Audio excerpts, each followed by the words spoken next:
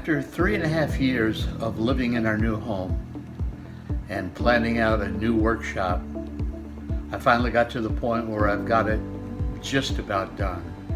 I'm not happy with everything, but it's a little more roomier than my old workshop, and I'd love for you to take a look.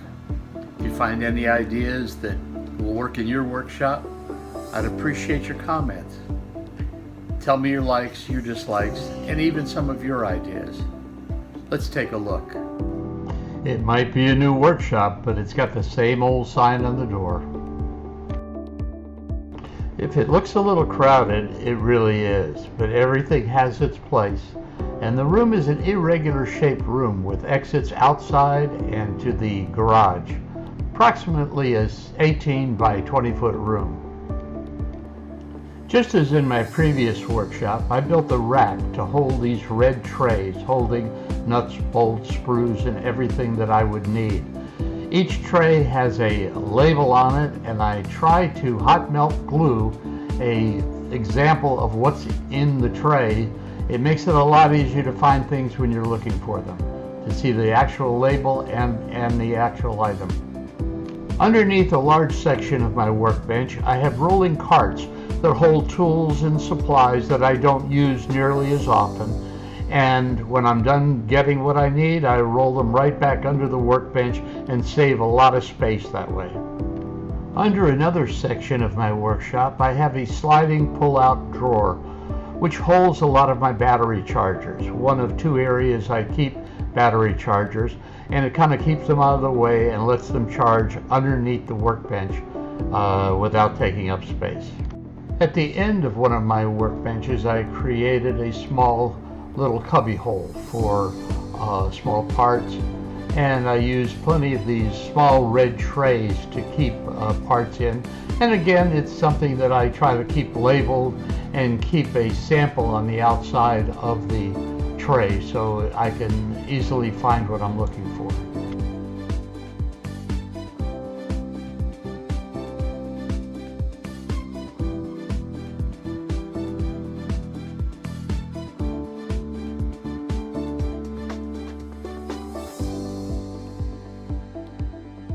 About 2 or 3 years ago, I happened to pick up 3 large metal bins to store larger nuts and bolts and washers and lag bolts and shields, things that were of a larger size. I label all the bins, and I know exactly where to go to find what I need.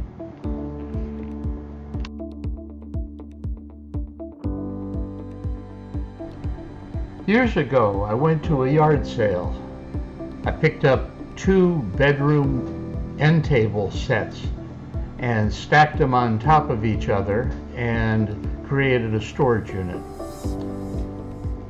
You can see on top I store large quantities of wire, and the shelves in there store smaller spools of fishing line, drawers stored different things. There's my second charging station for batteries.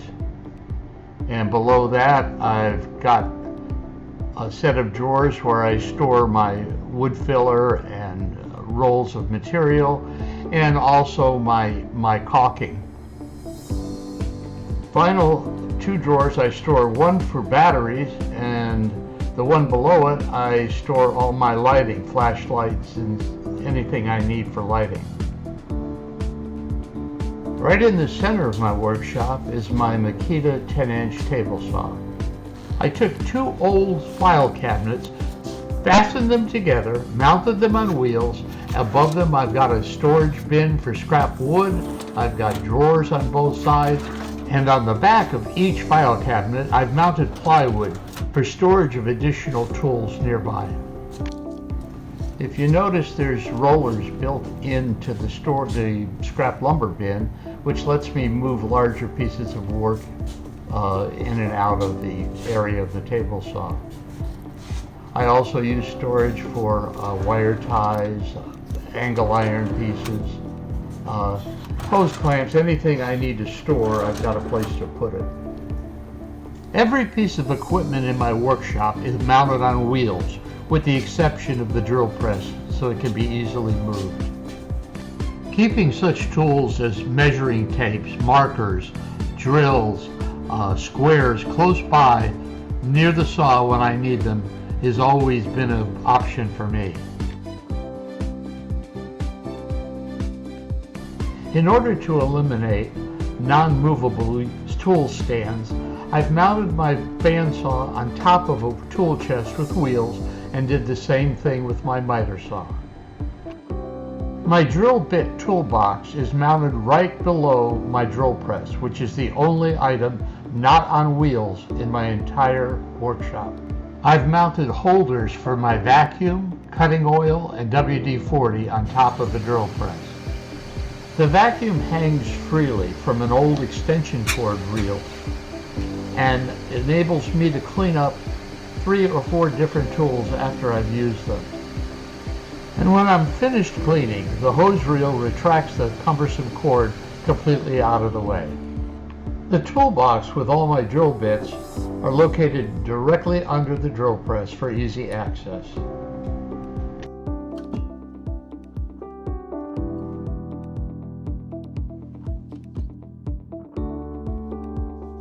Next to the drill press is a smaller drill press, and next to that is a Lazy Susan bin that I use for mainly wood screws.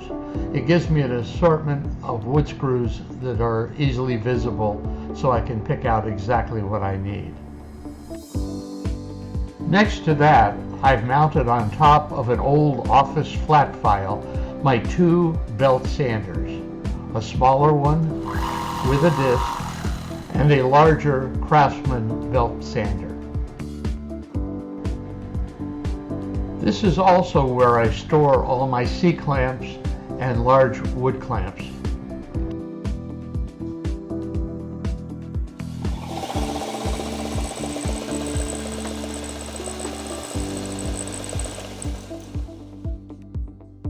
This is another rolling tool chest, which I've mounted a vise and an anvil and my grinder wheels on. The grinder wheels are mounted on a Lazy Susan hinge, which lets me use a grinder and a wire brush and a polishing brush and a finer winder wheel all in one place without using up any additional space.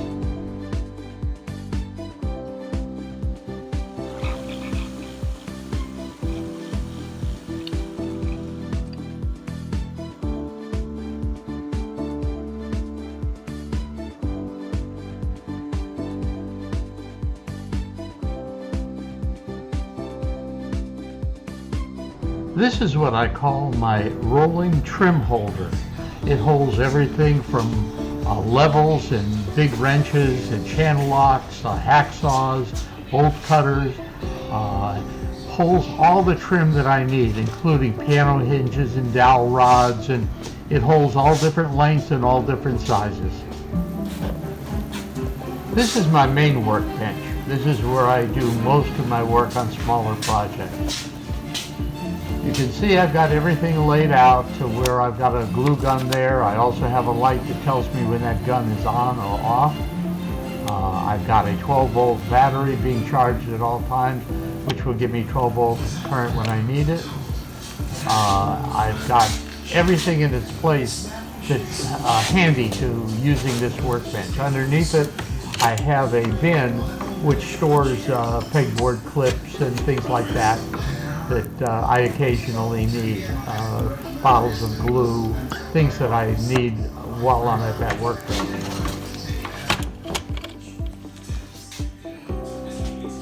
This gives you an idea of some of the things I have on this workbench that make it very handy for me to use, including a complete set of nut drivers, both metric and American.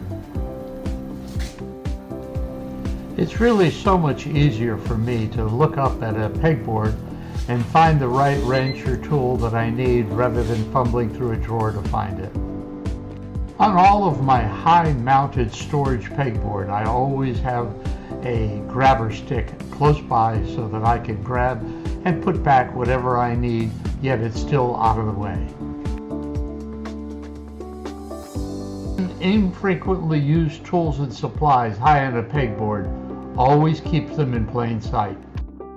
Having a sink right within the workshop is always very handy.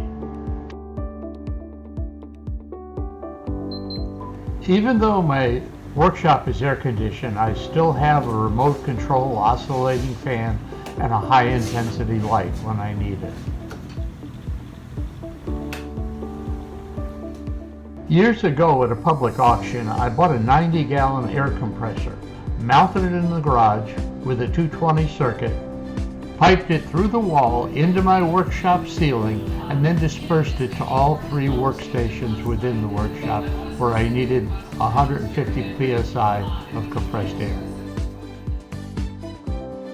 Well, as every man knows, no matter what size workshop you have, it's never ever big enough. Let's go out to the garage so you can take a look.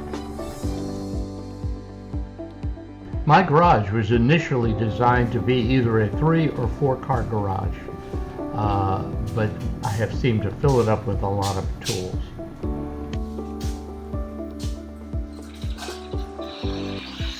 This was my initial workshop project, the rolling lumber cart, which holds all my lumber, long lengths of PVC, anything like wood flooring, anything that has a length that I just can't store elsewhere.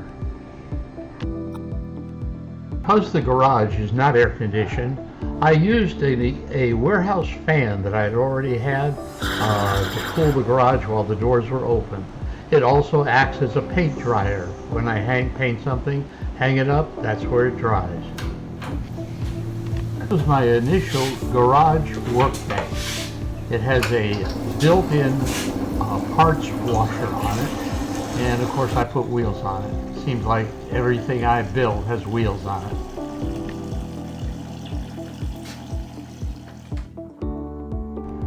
I store my metal bandsaw along one of the walls of the garage, along with a lot of other equipment that I can hang up and keep out of the way. This just happens to be one of my latest projects that I'm still working on. Because we live on a 5-acre lot, I needed some type of transportation and something to hold my tools when I went out in the yard and had to do work on something out there, whether it was the irrigation system or something I was building. This is a Kawasaki mule that I bought, and I fixed it up, and I carry all my tools right in the back of it.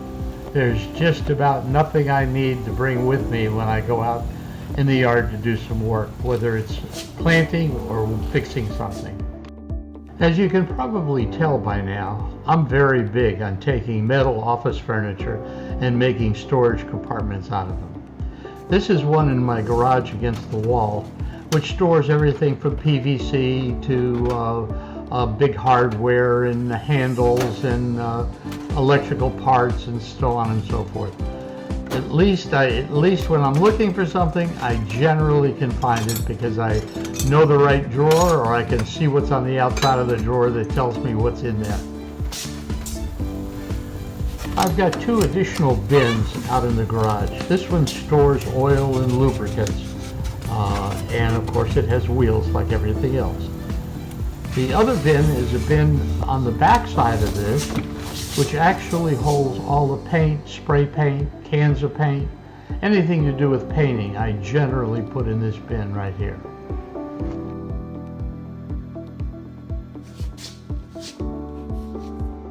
When I work in the garage on a project, I move the mule outside to give myself more room. I built this rolling tool tray so that I wouldn't have to walk far to go get tools. I generally roll it up alongside of where I'm working, and I can usually get just about what I want from that cart. Recently I bought a MIG welder. I had never done MIG welding, but I decided that's what I wanted to try. So I built this cart to hold the welder, the gas. I put a chop saw on it for cutting metal. I've got all my tools and mask and everything there to do anything I need to do when it comes to welding. and I know you won't believe it, but it's on wheels. A year ago, my son Dan gave me an electric winch. I bought a gantry crane, hooked it up to it, and now my gantry crane rolls all over the garage or even outside to take things out of my pickup truck or pick up heavy things that I need to work on. Really been good. Really, one of the best tools I have ever used in my workshop has been this panel saw.